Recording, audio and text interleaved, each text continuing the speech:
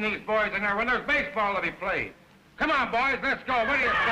And now the show moves to the ball field. Let the game begin. Baseball. Baseball. Baseball. Baseball. You ain't seen nothing yet.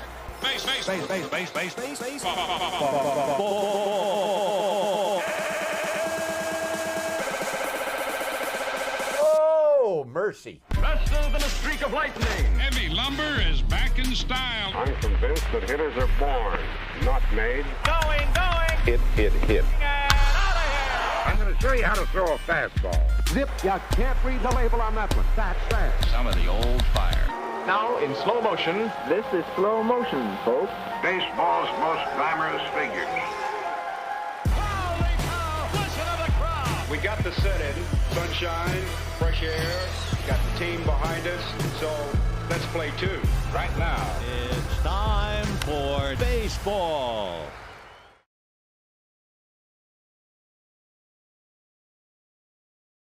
Thank you to Major League Baseball, MLB Network, for that phenomenal lead-in for Week 4 of the MLB Draft Weekend Review. I am your host, Kris Dunn, with my co-host, Joe Doyle. As always, Joe, lots to talk about, but I would be remiss if I didn't just say welcome back to professional baseball. And welcome back to normalcy. Welcome back to a normal evening news cycle. I think there was a moment where I think when I first heard the news, there was a brief moment where I was like angry at everything that had happened over the prior, 2-3 months. And then that immediately went away when you started to see the flurry of activity. And we're not even going to get into anything that's happened, all the different trades that have gone on. But if you want to check out a lot of that stuff, by all means, head on over to prospectslive.com. You can get all the latest news on all the prospects that have been dealt within the last 24 to 48 hours. There's certainly several big name guys that are going to be playing for and scouting teams. reports. Scouting reports on every prospect that your team may have acquired or departed. Yep, where they might fall into their team's top 30. A lot of those top 30s we have already dropped, but some of them we haven't. So you'll get a chance to see where those prospects fall on their new team's top 30. So again, as always, be sure to check out the prospects lists and the scouting reports, prospectslive.com. But let's just get right into it, Joe. I mean, there's a couple big takeaways for the amateur baseball fan and the MLB draft fan as we look at Major League Baseball coming back and we look at the CBA. There's a couple big takeaways from this. And I think the big ones that we're going to really hit on today are, one, the draft lottery, right? There's going to be a draft lottery moving forward. And then the other one we'll talk a little bit about is this new DFE system, the draft, follow, and evaluate system, which for a lot of you younger fans out there, you might not even know what that is. For a lot of you older fans out there, you might remember that this is something that was in place many years ago. I believe it was up until 2007, I believe, is when when that system ended. But the draft, follow, and evaluate system, we'll talk a little bit about that. But I guess first, Joe, let's just get right into the draft lottery and what this draft lottery means for baseball. I guess before we get into, the odds and all that, what are your thoughts on the lottery? Do you like it? Do you hate it? Are you impartial? Is there anything that you would have changed in terms of this lottery to make it a little bit better? I don't think so. I think it's a pretty all-encompassing lottery. I love the fact that even the teams at the very bottom of it have a chance. I mean, just the slightest chance to get that first pick. I mean, I know we're talking about like a 1 in 400 chance, a 1 in 500 chance, but I'm pretty excited about it. I mean, it if nothing else, it at least pulls a few more eyes from a few more markets into a draft lottery selection show. And I also think that the percentage chances that you have of these teams getting the number one pick, it's spaced out enough to where you could make a legit argument that, 5, 6, 7 teams all have a pretty legit chance of getting that number one pick. And I dig that. Yeah, I mean, I think you kind of hit the nail on the head there. You look at the odds right here on your screen, 5, 6, and 7, like you mentioned. The team with the 7th worst record at the end of the regular season has a 5.5% chance. Now, look, we can both agree, and I'm sure you will all agree that a 5.5% chance of getting the number one, that's not a great, that's not great odds. 5%, let's just round up and call it 6%. You're probably not going to get that number one overall selection. But look at the teams, and Joe, I think this is where it'll get really interesting. When we're talking about the chance for that 7th worst record in baseball, that team could be a very good team. That team could be a team that was in the playoffs the year before.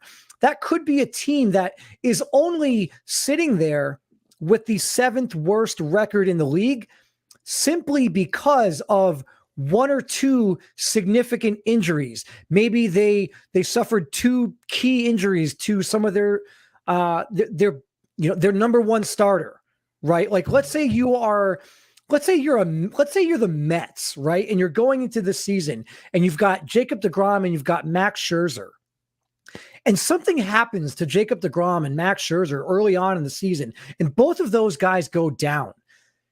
It's foreseeable that given early season injuries, you could have teams that went into the season as contenders, if you will, suffer a couple catastrophic injuries early on, and they might find themselves in this, like you had said, 5, 6, or 7 range where suddenly you might go from being a contender, you got 1 injury, 2 injuries. Now all of a sudden you're looking at having a possible top 5 pick, top 6 pick, or maybe you get lucky and you get that number 1 overall pick.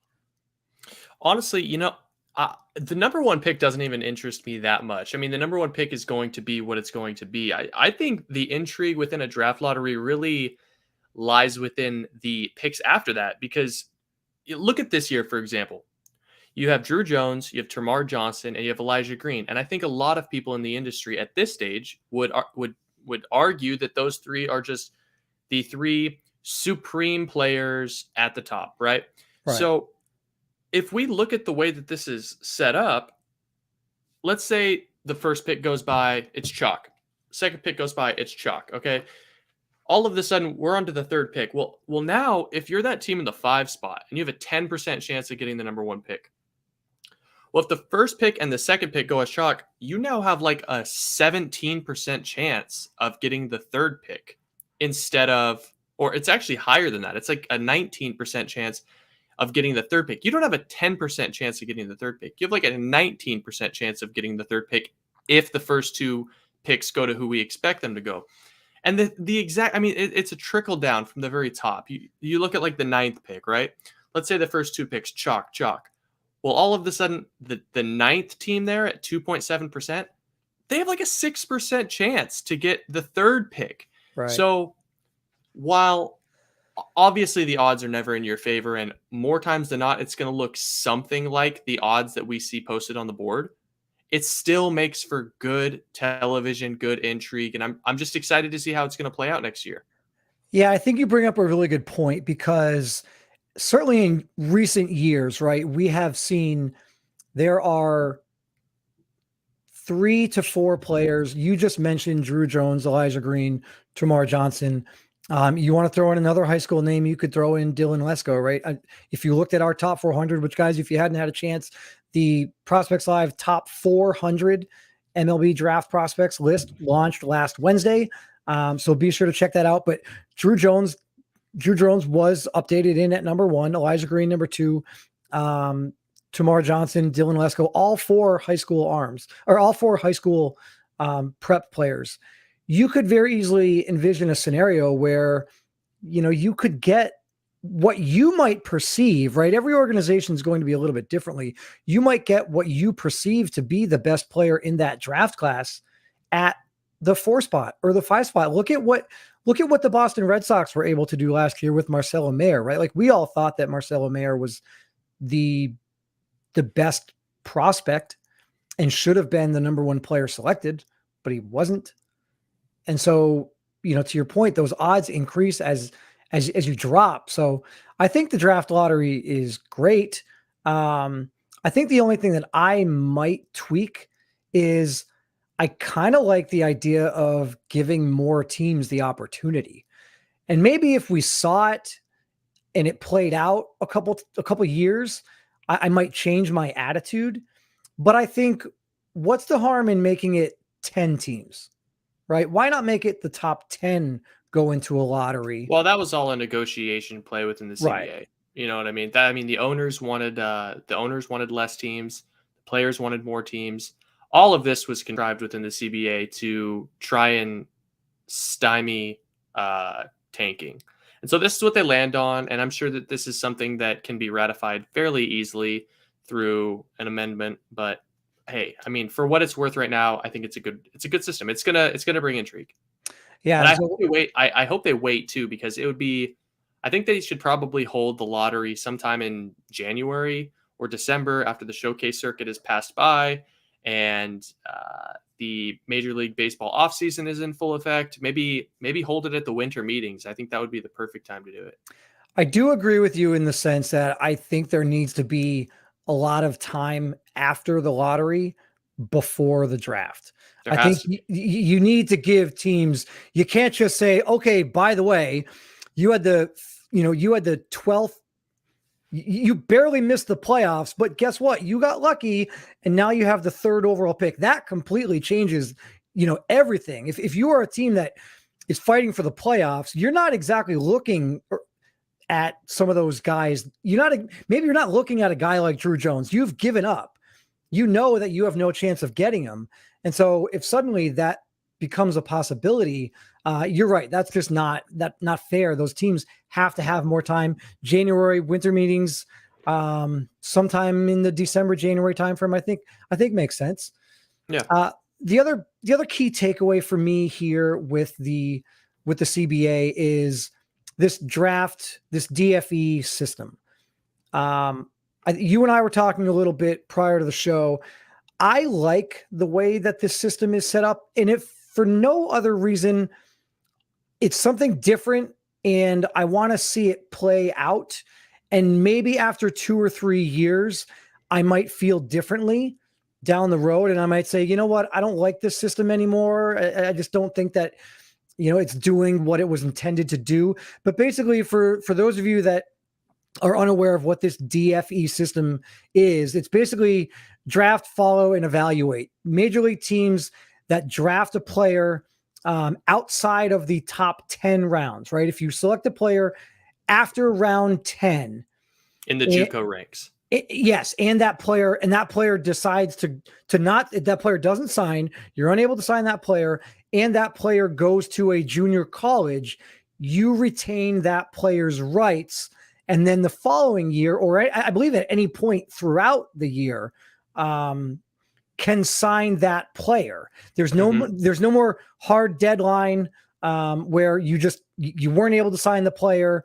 I think it was like 5 weeks or whatever it was, 5 or 6 weeks. I believe it's the end of the junior college season. So if the draft takes place in July, the end of the next JUCO season would be assumedly in April or May.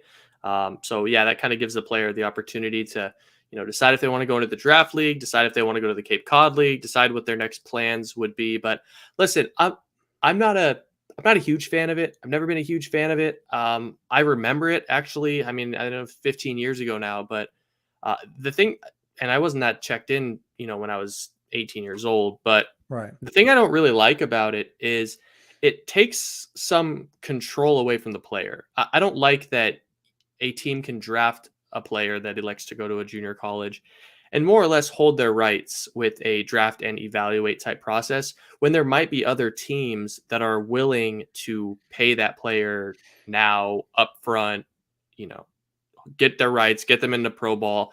I just don't like that. We're going to sit on it and think about it for a while, only for the next season to mean something more for the player's stock in the next year's draft. I mean, can you imagine being a player drafted by a team that wants to evaluate you over the course of a year? You tank, you bomb that next year, and then they just say, hey, we don't want to sign you. We thought about it. We don't want to sign you. Like, that just takes some of the power out of the player's hands when that player could have been drafted the previous year by a team that was ready and willing to sign, and boom, now you're in pro ball. So I'm not a huge fan of it. It is intriguing. It does make for, at least on the pro side, the fan side, a way for teams to follow players on the amateur side of things outside of pro ball. But I think in general, it's too team friendly, and there's too much risk for the player to free fall if they have a bad year. I also think that what it's going to do, maybe it's not, because we're talking about players that are selected, in the 10th round or whatever. But I think it will impact the college ranks quite a bit. I think the D1 level is going to be impacted by this, because I think we're going to see players that are committed to big time D1 schools get selected in round 11 or selected in round 12, and they're going to get selected by a team that maybe they really want to play for, or there's some other factor. They've had conversations with the team, and it's they're under the impression that the team really likes them. And so now you're going to take kids who are committed to Vanderbilt, committed to, Oregon State, committed to Texas. And now all of a sudden they get drafted in the 10th or 11th or 12th round, or, 17th round, whatever it might be.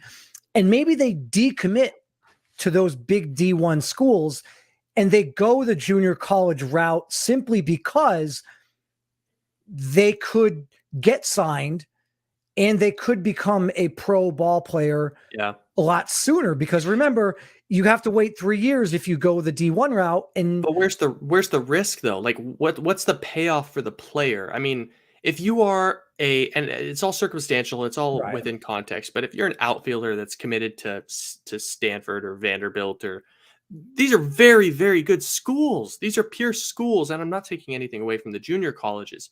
Those are great institutions as well.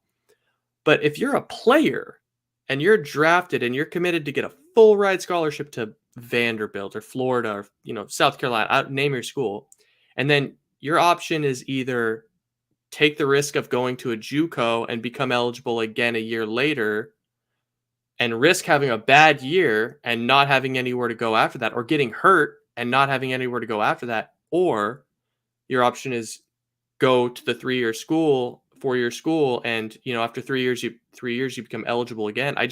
I don't see the benefit in it for the player. I see the benefit in it for the team. I mean, the team doesn't have to sign you now. They can decide a year later if they want to sign you. But if you're the player, and you blow out your knee and all of a sudden Florida says, hey, we don't really have a spot for you anymore. You got to go back to the JUCO ranks. Well, now your knee is torn up. Well, now you don't have any draft, stock because you have a torn up knee. I just don't like it. I think there's too much risk on the player. The thing about the draft is, tools aside, projection aside, that's a huge part of the draft. But when you're talking about the 10th through 20th round or 11th through 20th round, so many of these players are paid based on what they've done, based on their production, that it's like, if you're a world beater in high school and you earned the chance to get drafted, why can't you just get paid right then and there? That's my issue with it. I just think it takes all of the leverage out of the player's hands and it incurs all the risk on the player's shoulders. Just me. Yeah, it would be curious. I mean, it's something that, like you said, 15 years ago, 2007, we haven't seen it since. I wonder if this is one of those things that it will be we will only see this throughout the life cycle of this CBA. And I almost wonder if it turns out, a couple years in that it's determined that it just isn't working or it's not doing Or what not it was being intended. utilized. Yeah, or it's not being utilized at all. If we might even see it just eliminated in the middle of this CBA because it just is pointless. It is much different with 20 rounds. But there is less levels for players to go through now. So maybe the same numbers still chalk out. But yeah, I mean, there's only 20 rounds. You're only given so many opportunities to take quote unquote good players. There was 40 rounds back when this, and even more than that from 1990 to 2007. So we'll see. I'm not a huge fan of it. Like I said, I think there's a lot of really, really good baseball players that deserve to get paid in the 11th through 20th round. No holds barred, just pay them now. But we'll see. Yeah, for sure. I think it'll be exciting. I think there's more than anything, we're just really excited to get baseball back. Yeah, there's some changes to the CBA. Those are kind of some of the big ones that impact the amateur ranks. Obviously, the draft, what happens to players after the draft, like we talked about the DFE system. Minor league players, they're going to be paid a little bit more. That's nice. There's a couple other little things. And, if you haven't had a chance, go check out the list of all the different things that, you might be unfamiliar with that this new CBA will bring. A lot of them are just Major League Baseball and only have an impact on the Major League game, but some of them actually have an impact on the amateur ranks. One other thing to add that I think is interesting. I don't know if a lot of other people will find it interesting, but they moved the rolling 20 years old and 320 days. So the way the draft has worked forever is in order for you to be eligible to be drafted on the day of the draft, you have to be 20 years old and 320 days older. 20 years and 320 days old. Right. Or in other words, you have to turn 21 within 45 days after the draft to be eligible. They've gotten rid of that. So moving forward, it's going to be you have to be 21 years old on August 1st of the draft year. So if the draft is July 17th this year, actually, let's use next year as an example.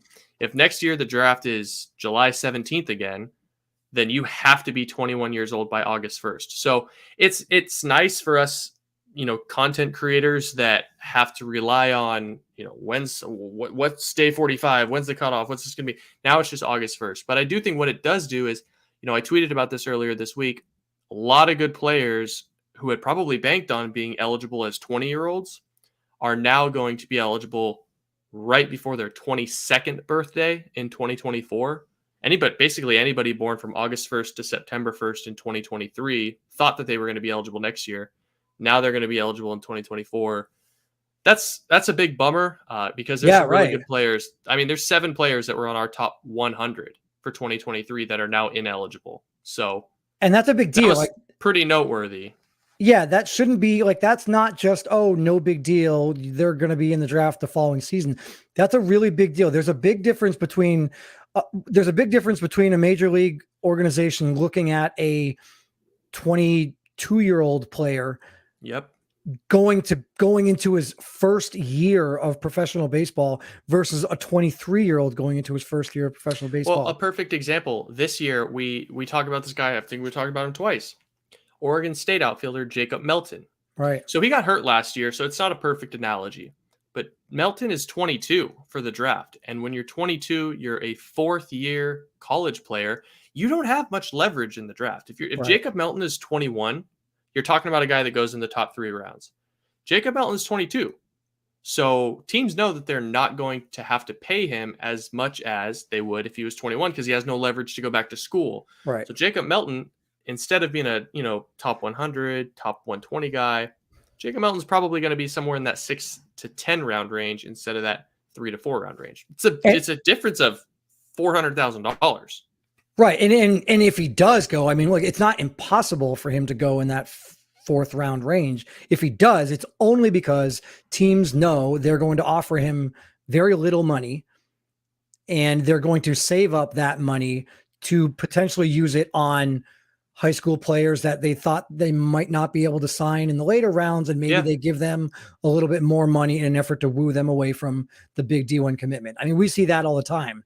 A little bit of a change there too, though, because in previously at the old CBA, teams had to offer someone 60% of the bonus pool slot from that slot. It's up to 75% now. So, like, I don't know. You can look at a bunch of guys, but instead of, let's say the Orioles had the number 1 pick in the draft again, and the slot was $8 million. Well, they can't just offer, $4.8 million anymore and save all that cash. They have to offer $6 million because that's the rules. So it's going to be a little bit tougher to save money, but your point totally stands. Someone might try to take Jacob Melton in the earlier rounds to save money. Right. And I wouldn't be surprised if we saw, I'd have to go back and look. I don't know how much of that we've seen in recent years. I think I looked at this, I believe it was before we did our draft, our live draft show last year. I was doing a bunch of research before we went on air, and I wanted to say that the earliest that we had ever seen a senior selected in the draft was like the 4th round. I'd have to go back and look, but it's very rare. But again, it's not uncommon for teams to take those seniors a little bit early, again, knowing full hand that they're just going to pay them less money, and they're going to save that money and try to go after some of those big names that they don't think they can get. Yeah. Those are the key takeaways from the CBA. Would love to get into some of your questions, guys. Anything that you want to talk about tonight on the show, if you have thoughts about the CBA, maybe you love everything about it, maybe there's a couple things on there that you would tweak, by all means, hit us up in the comments section, whatever questions you might have, whatever comments you might have, and we'll get to some of that stuff on air. If you have questions about the top 400 prospects, last week on Wednesday, we dropped the Prospects Live top 400 draft prospects. So we'll get into a little bit of that. If you have questions on the top 400, we will certainly get those answered for you on air here tonight. But before we get into the top 400 and that list and the guys who have sort of climbed up the ranks, and maybe even a couple guys who have fallen down, we're going to get into the top 25, right? We're now 4 weeks into the college baseball season. And so we've had a chance to see non-conference play, but we've also had a chance to see conference play start up. And so here's a look at the top 25 as it stands right now per D1 baseball. The biggest thing here, Joe, I guess, is we'll just get to it. There is a change at the top. Texas is no longer the number 1 team in the country. Ole Miss has surpassed Texas and is now in that number 1 spot. As you look through this top 25 here, is there anything that kind of sticks out in your mind? There's a couple things. LSU falling to the 13th spot is a little surprising to me. I think a lot of that is just predicated on the fact that we're not exactly sure if LSU is going to have the pitching to stand up in Omaha. So I still really like LSU. I think they've got plenty of bats. They've been slugging their way to 13-2, 13-3 now. So I like LSU a lot. I think Florida State is a little undervalued. I think their offense has not only outpaced expectations, but their rotation is, we said this after week 1. I think Florida State has the best rotation in baseball. I know that there are those that felt Texas had the best in baseball. I thought Texas was a little top heavy and relying on Aaron Nixon at the back end. I think for me, I think Florida State and Tennessee are 2 of the top 4 teams in the country. And I'm a little surprised that they're in there over, I guess it's kind of tough to pull one of these teams, but I would personally take Florida State over Arkansas, and Ole Miss probably wouldn't be my number 1 team, but their record and especially their record against good teams does make it make sense. All right. So I guess I'm going to throw this out there because these are 2 teams that you just mentioned. And I think I have a little bit of a problem with the rankings as they are right now. You talked about LSU and you talked about Florida State. We've talked on this show about, like you just said, Florida State, arguably the best rotation in the country, the best pitching staff in the nation. But we've also talked about LSU possibly having the best offense in the country. We've talked ad nauseum about the 2023 draft and Dylan Cruz, and this draft and Cade Doty and Jacob Berry. When I look at this top 25 and I see Florida State at 8 and I see LSU at 13 and I see their records and I look at what they've done and who they've played, I have a hard time thinking that maybe, just maybe, and tell me if you agree with me, or maybe this is just me kind of, drawing too much from this. Do you think that maybe we are putting too much emphasis on pitching and how good pitching is, and we put too much stock in the arms and maybe a little bit less in the bats, because they can kind of, bats can get hot and bats can get cold, and bats are a little bit streaky, but pitching seems to be a little bit more consistent. When I look at a team like Florida State and how good their arms are, okay, great, fine. I don't know that I would put them any higher than 8th. I feel like 8th is kind of good where they are. But I look at LSU, and I'm sorry, but you cannot tell me that Liberty is only one spot below LSU. I don't buy that. I feel like LSU is not getting enough love here. And, am I just reading too much into this, Joe? Like, do you think that maybe pitching is just really hyped and overvalued? I don't think so. I think pitching is the key to college baseball. It's kind of like college football. Defense is the best offense in college football. If you have pitchers, you can compete. And for that reason, that's why I think Florida State is a little bit too low. I think for that reason, I think Stanford is probably a little bit too low. I think you could make a pretty good case that Gonzaga at 25 is a little bit too low. But, we'll see what happens. LSU's got some good arms. Mikhail Hilliard is a very good pitcher. Ty Floyd is a very good pitcher. Raiselman at the back is very talented, but they don't have a stopper at the front. They don't have a guy that they can throw out there on day one. Or Blake Money, but Blake Money's been dealing with a little bit of an arm injury or a hand injury. We're waiting to hear what's going on there. I just don't see a guy, especially if Blake Money is hurt, that can net you a win for sure at LSU, short of them scoring 7 or 8 runs. So, thank God that there's 3 or 4 more months in the season. Yeah, look, we're at the very beginning of conference play. Things will shake up. Things will change. It's interesting to hear you say that,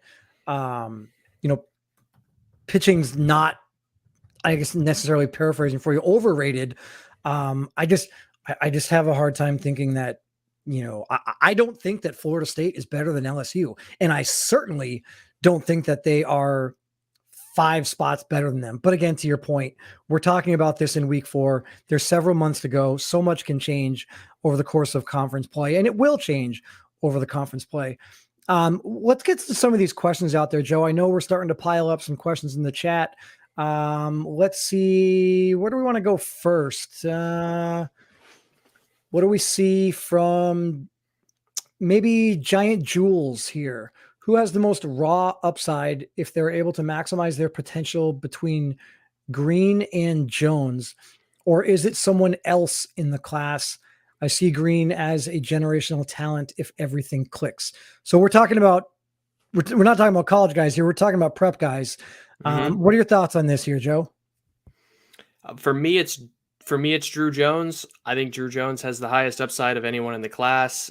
Listen, when you're talking about quote unquote maximizing someone's potential, I think you're talking about, what's the 90th percentile outcome for this kid's tools. For Elijah Green, I think the swing and miss, like maximizing the swing and miss of Elijah Green, I think gets him to like a 25% strikeout rate. And yes, like he's probably a plus runner with a plus arm with double plus power, and maximizing Elijah Green, you're probably a solid average hitter maximized. Drew Jones, I think, has the potential to be, a plus hitter, maybe better, plus power, maybe more plus power. We might be talking about like double plus power, 35 to 40 home run power. I think that's doable. A 70 runner, a 60 arm, athletic enough to handle shortstop in a pinch. He's not going to play there as a pro, but that's the kind of athlete we're talking about here. And I think with Drew Jones, there's just so much more to add in terms of the body and the frame and what he's going to be able to add to his game. Whereas with Elijah, 6'4", 235 pounds, you kind of have to ask, it's a prodigious talent, but where do we go from here? Is this peaked? Is this capped? And if that's the case, like if I've always said, if you're a guy that's 6'4", 235 pounds, you better be killing the ball right now, because there's not a lot of places to go from here Thankfully, he is. He's a generational talent for sure. But I mean, Drew Jones could be a guy that wins multiple MVPs if it all he maximizes. Yeah, and I guess really quick, I want to add one more guy, just a total wild card, right? All right. This guy, a lot of people maybe haven't even heard of him. Look him up on our list if you've got time, if you'd like. Gavin Turley. I want you guys to just watch out for Gavin Turley because he's essentially this year's smaller version of Benny Montgomery. He's an insane runner. He's an insane thrower. It's plus raw power. There might be more coming. And he plays a pretty good outfield. There's a lot of swing and miss. And it's not so much pure swing and miss like you see with Elijah. Gavin Turley just has a really hard time connecting his kinetic chain.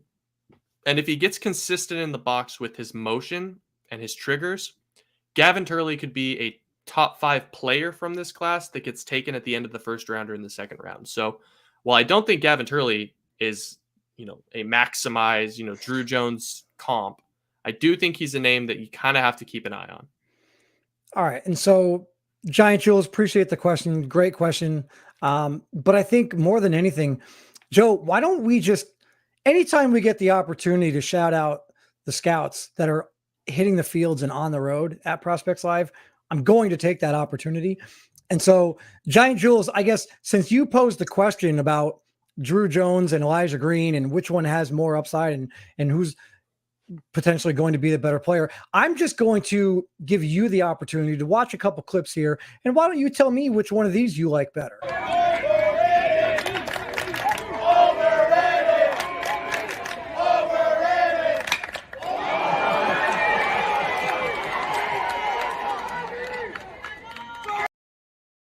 Okay, so that one is Drew Jones, which at this point we have all seen, the viral shot heard around the world. And now, just for comparison, here's Elijah Green.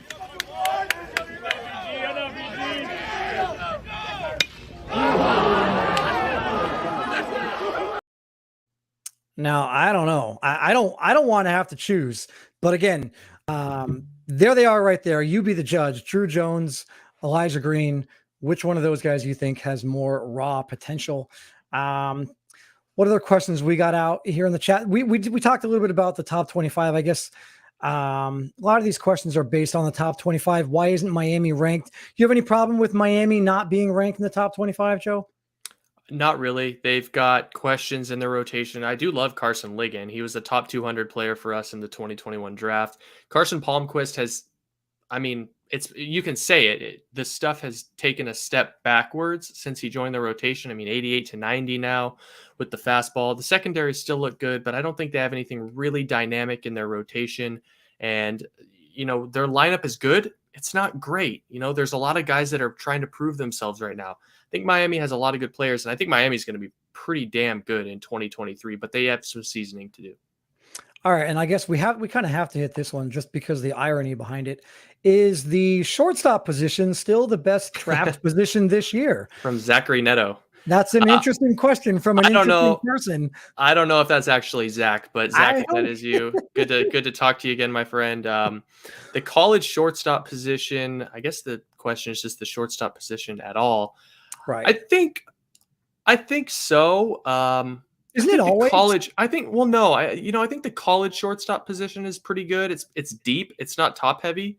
I think I would say that the college. Man, that's a tough one. I think the college outfielders are probably the best and deepest position in this class. You got Chase DeLauder, Gavin Cross. Now I'm drawing a blank. Brock Jones. There's a lot of good players, especially at the top of the draft, that are college outfielders. Beavers, Beck, a lot of good players there. So you buried the lead in here, but I'm just going to ask, since we had another one here from Gamers 2.0, after DeLauder and Gavin Cross, who is the next best draft eligible college outfielder? I guess you probably kind of already answered that with Brock Jones, right?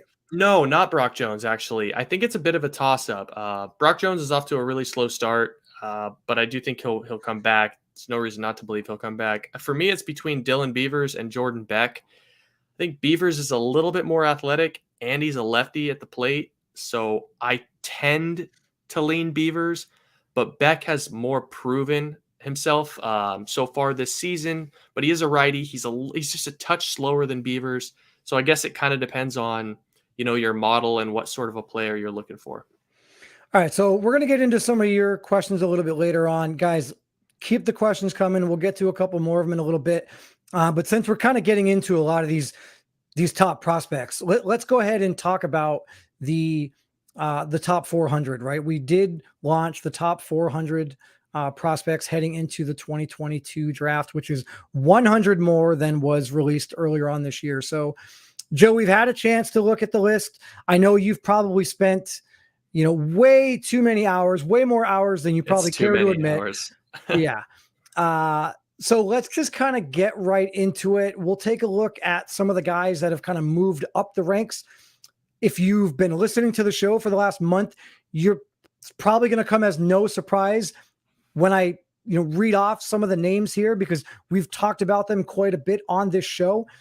So let's just kind of get right into it. Some of the biggest risers in the top 400, as you take a look here, no surprise to see Adam Mazur at the top there. He is up 161 spots. We've talked about him. I know, Joe, you were a big fan and what he's been able to accomplish for the Hawkeyes at Iowa. Cameron Smith, who comes from the prep ranks, he has jumped up 204 spots all the way up to number 31. Sterling Thompson, we talked a little bit about in week 1. He was one of our top 5 performers in week 1 from the Florida Gators. He's up to number 34. That's a jump of 58 spots for him.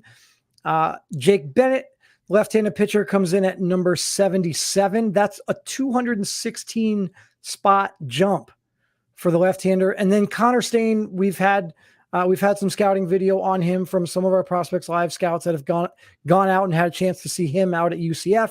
He is up to number 83. He was not ranked in the top 300. So looking at those biggest risers there, Joe, obviously we see a 216 spot jump for Bennett.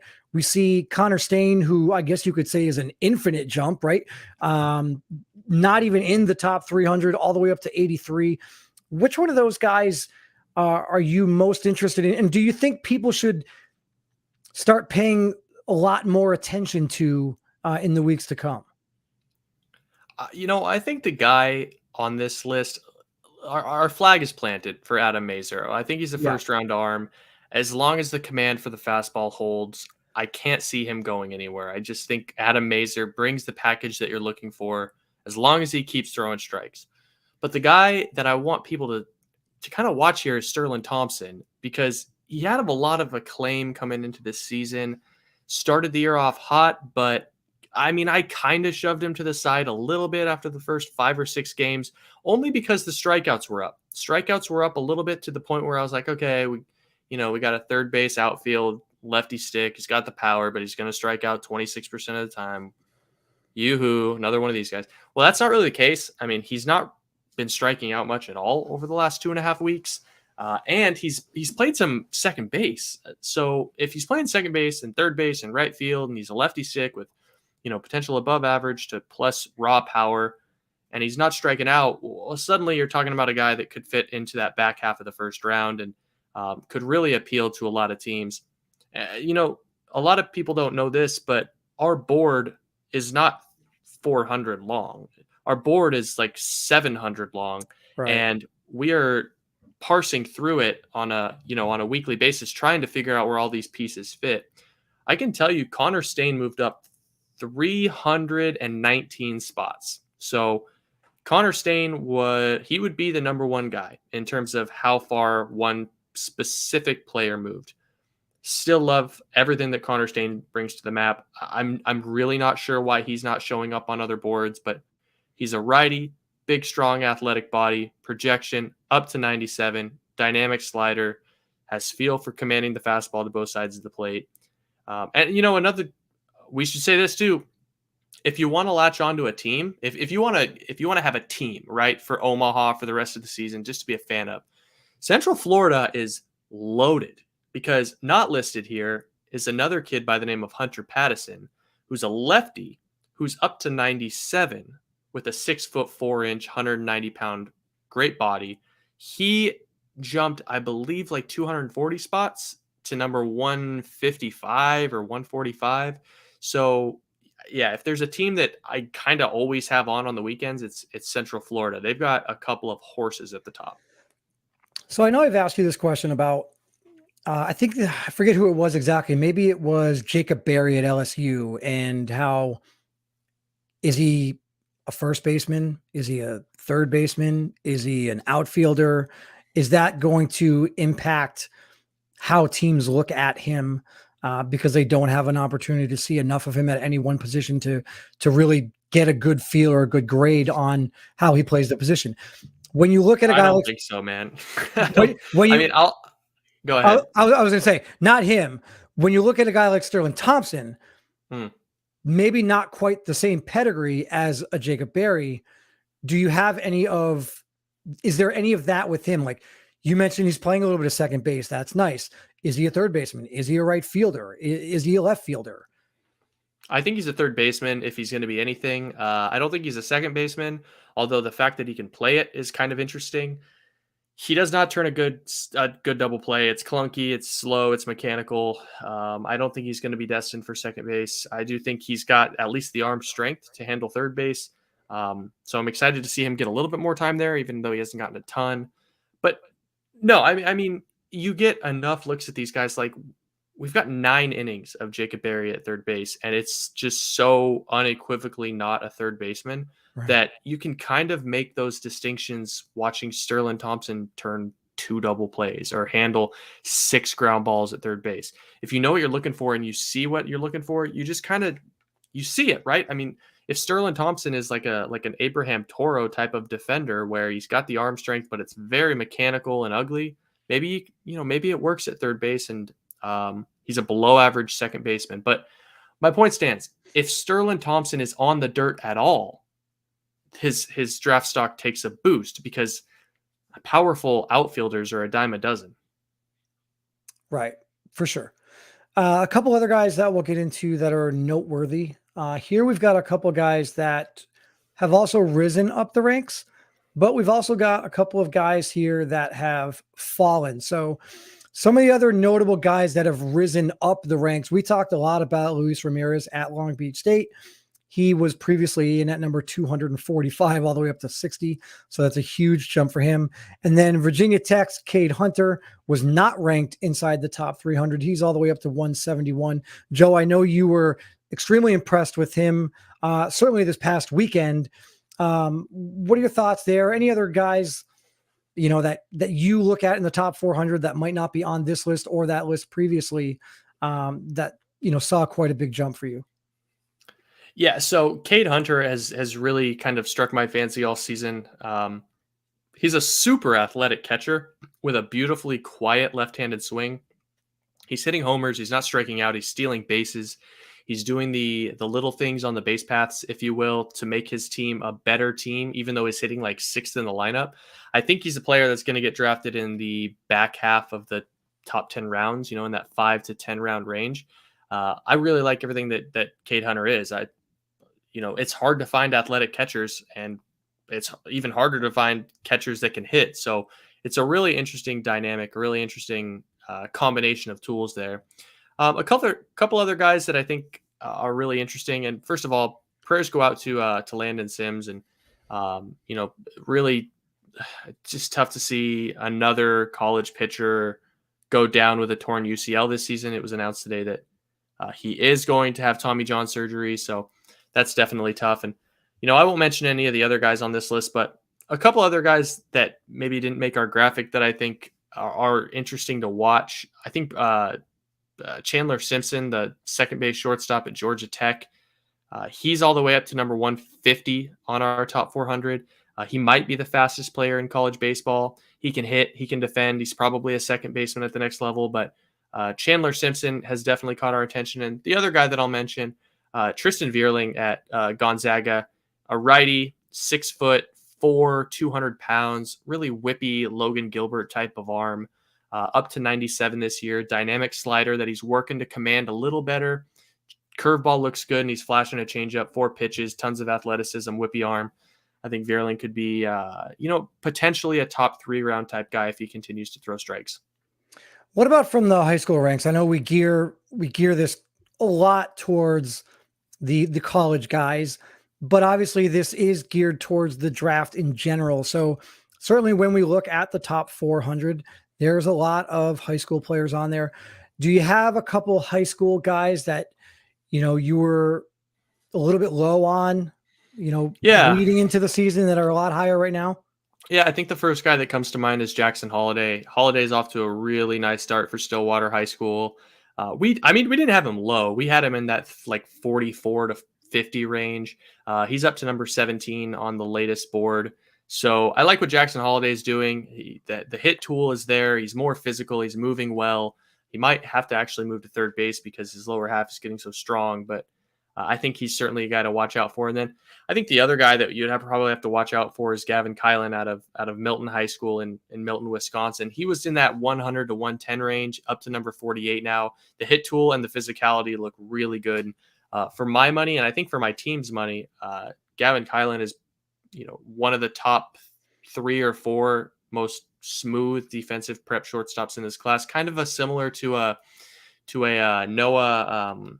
What was that kid's name last year? Noah. It's not going to come to me, but he was an early 2nd round pick by, I think, Cleveland. So yeah, watch out for him. Maybe a Cole Tucker type. Any arms from the high school ranks that you've been impressed with, that or that took a big jump looking at the top 300 versus the top 400? Yeah, I mean, Cole Phillips made an immense jump. I don't remember what he was in the 300, but he's a righty out of Bourne, up to 101 last week. Whippy arm, super athletic, 6'1", shows a breaking ball. It's fringy right now, but it's getting there. So he's moving way up boards. He's up to number 25 on our recent board, I think. A couple of other guys that I think have made pretty loud statements. Jaden Newt at Sierra Canyon in Oak Park, California. He's up to number 70. He was down in the 150 range for us, but Jaden Newt is kind of 97 to 98, holding 95 into the 5th inning for his starts. So, I mean, anytime you can find a 6'4" righty that's touching those types of numbers with a physical frame, you're going to pay attention. All right, guys, we've got about a little less than 10 minutes left in the show here tonight. So if you have any other questions on the top 400, again, you can go to prospectslive.com, check out the top 400 draft prospects for the 2022 MLB draft. We talked about the top 25 a little bit. Some of the teams that have moved up. Texas is no longer the number 1 team in the country. Florida State ranked 8th. LSU ranked 13th. What does that mean? I seem to think that, we're giving more credence to quality pitching. And I don't know if that's necessarily fair. But again, we'll see it play out the rest of the season. Any small school players? Here's another one, Joe. Here's one for you from Sean Murphy. Any small school players, not from the D1 ranks, maybe not even from, some of the big name mid-majors, but any small school player out there that's really caught your eye? Yeah, one guy definitely catches my attention, and it comes to mind right away, and that's Nathan Church. He's an outfielder playing left field and right field for UC Irvine. And I know that's not a small school, but there's plenty of small schools in the top 400 if you want to go look. But I think Nathan Church is a guy that's kind of underappreciated in the prospect ranks. We've got him all the way up at number 72, or excuse me, at 130. But he's been one of the best pure hitters in college baseball over the last 2 years. Power has begun tapping in a little bit more, and he's just kind of average everywhere else in terms of, the run tool and the throw and the ability to glide to the spot defensively. So I think he is the perfect potential 4th outfield type. He reminds me of a Tyler Naquin, except a tad slower, maybe a Zach DeLoach.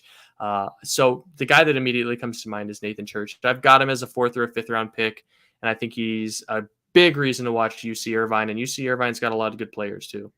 So we've got a Miami Marlins fan tuned into us tonight, and he has a question about his team and the direction that they might go on draft day and a possible fit for them.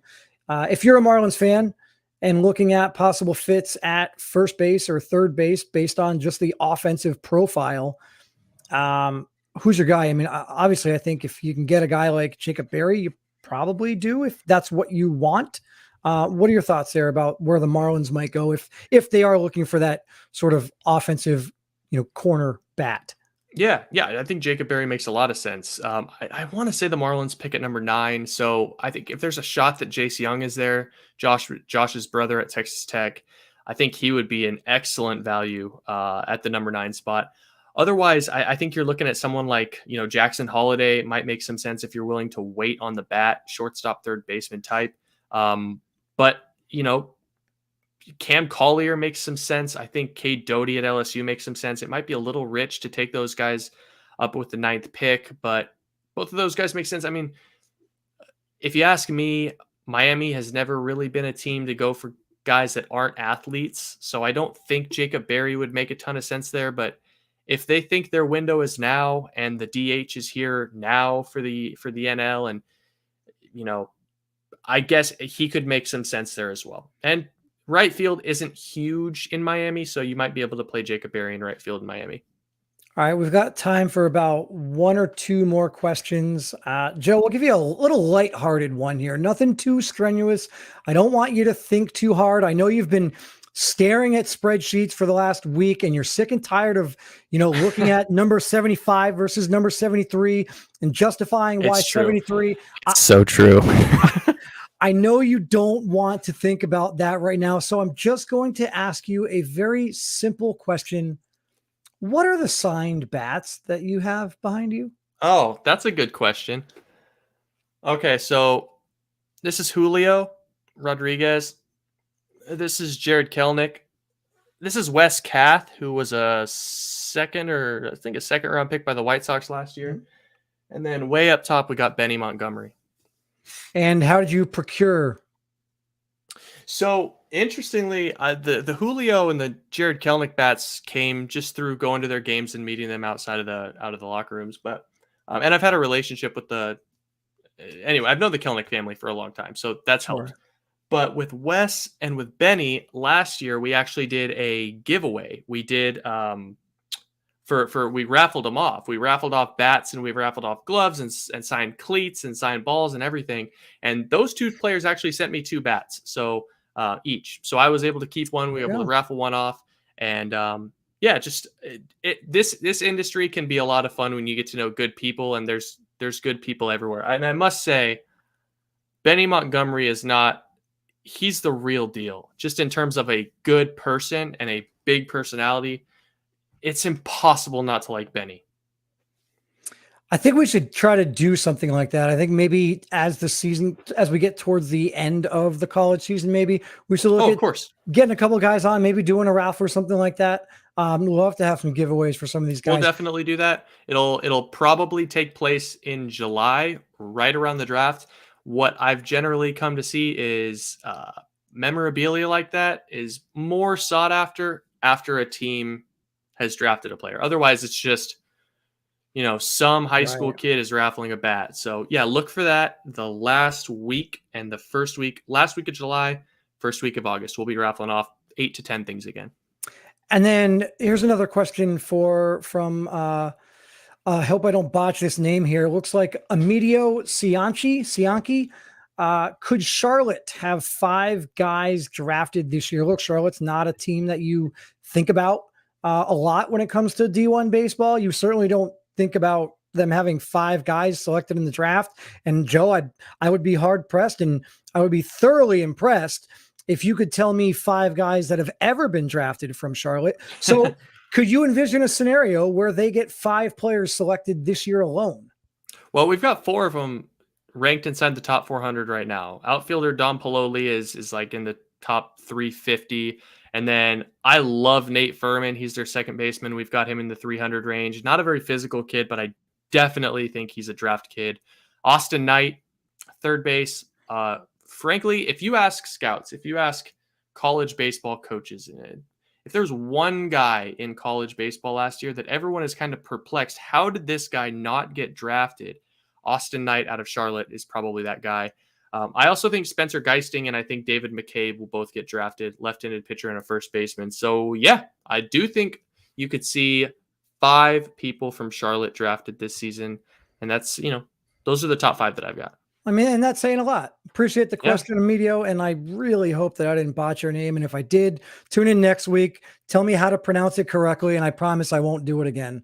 Joe, I don't think we really have any other questions in there. So this has been fun. We've about hit that time. I think we once again hit the nail on the head with what we wanted to accomplish. Again, guys, the top 400. If you haven't had a chance to go check it out, prospectslive.com. You can see the updated top 400 ranks. But other than that, for my co-host, Joe Doyle, I am Kris Dunn. We will be back next week, same time, Monday night, 9:00 for another episode of the MLB Draft Weekend Review. For my co-host, Joe Doyle, I am Kris Dunn. Take care, everybody. Peace.